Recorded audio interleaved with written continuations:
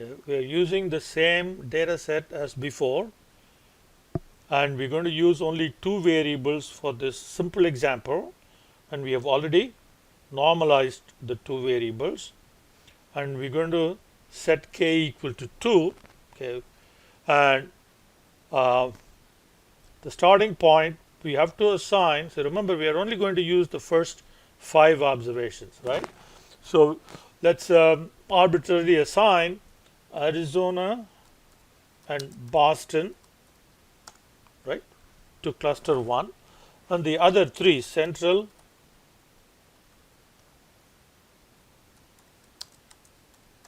Commonwealth, and Consolidated, as cluster 2. Okay. So now we have to compute the centroid for each cluster. So cluster 1, okay, Arizona and Boston. All right, set up the values, the normalized values of the two variables.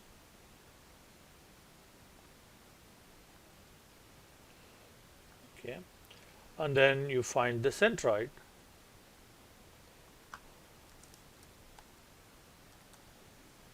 Centroid is the average. Okay, so that's the centroid of the first cluster, and cluster 2 is what? Central, Commonwealth, and Consolidated. Okay, these 3 are Central,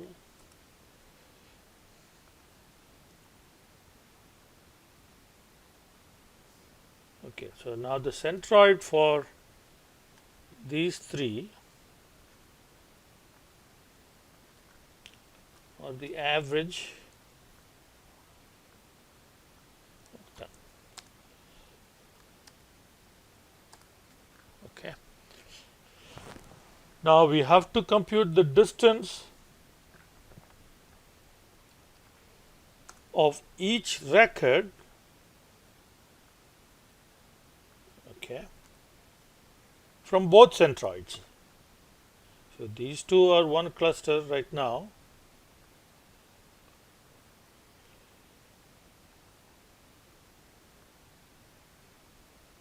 All right.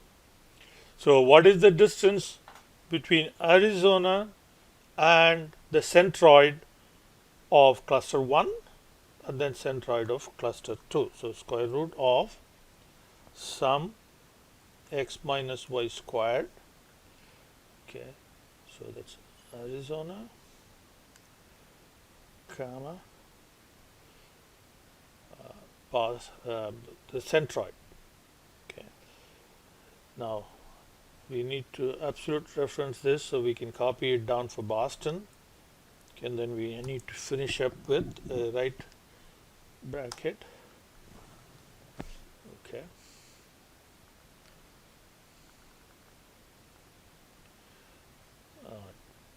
So now copy that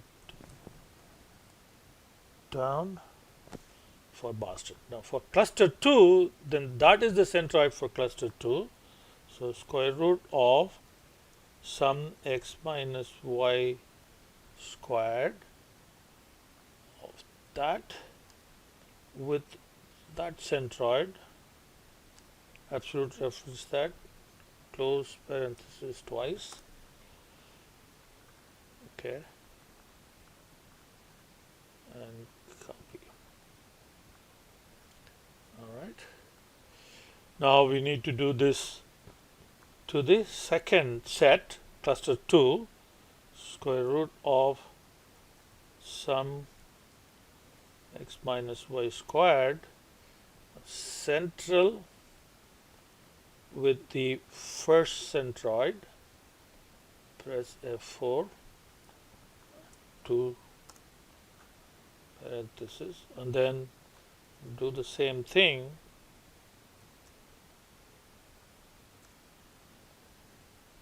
central with its own centroid. Okay, so now we can copy this down.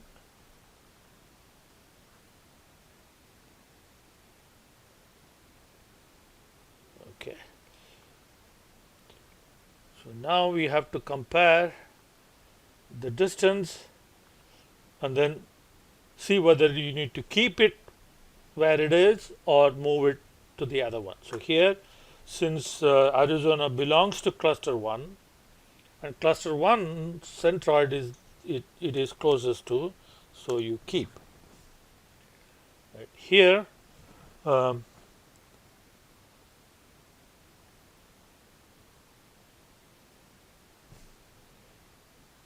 the next one, cluster 2 distance to cluster 2 centroid is 0.6, whereas distance to cluster 1 centroid is 1.0. So you need to assign this to 2.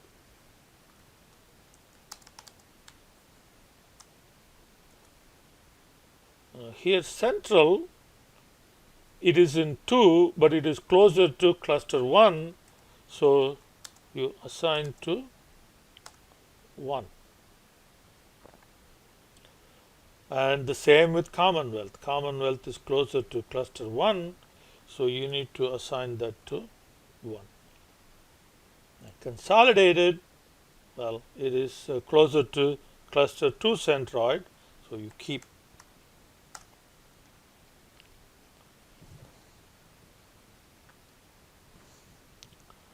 Okay, so now we need to repeat, so rearrange the clusters. So we have Arizona,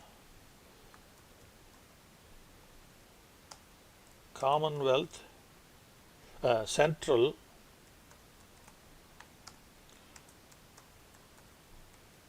Commonwealth.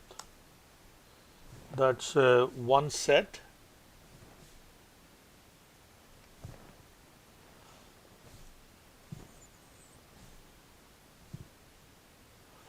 And then we have Boston and consolidated. So Boston gets assigned to 2 and you keep consolidated in 2.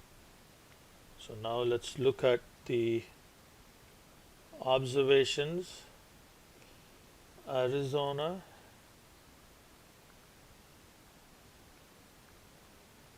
then we have Central and Commonwealth. So that's one set.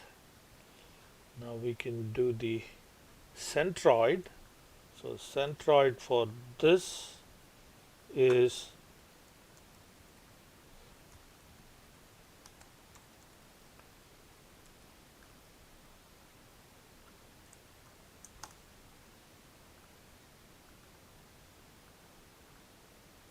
okay. Now the second cluster, Boston,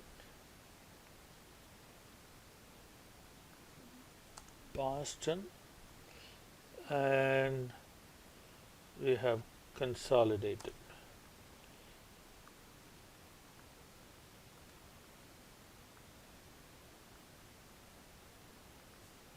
Centroid,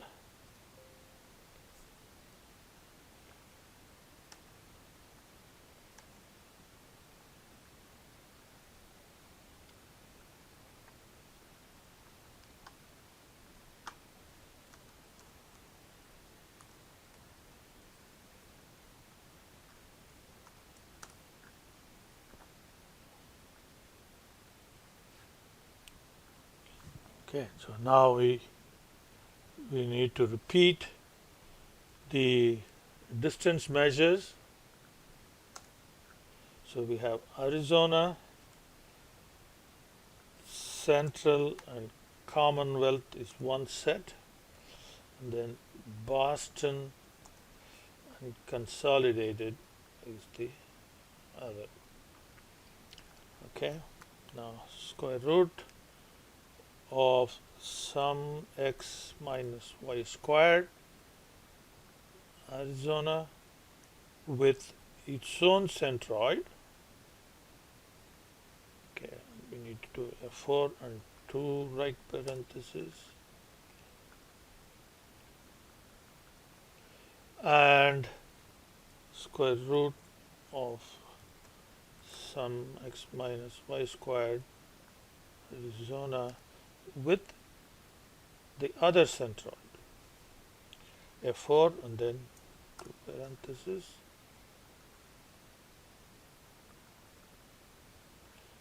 So now we can copy these two for the first set. So that's our first one. And then we have square root of sum x minus y squared Boston with the centroid of the first and square root of Boston with its own centroid. F4, 2 right brackets,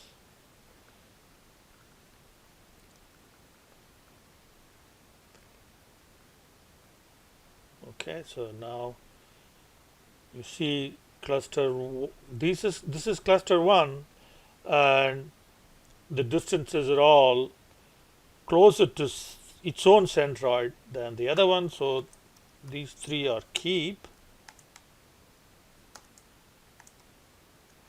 Okay, and here these 2 are closer to its own centroid than that, so this also is keep. So now we have 2, no change, so we stop at this point. And by the way, the k-means also gives us the same clusters as the hierarchical method that we looked at earlier, but this is a very small example, but in a real data set, this is not going to be the case.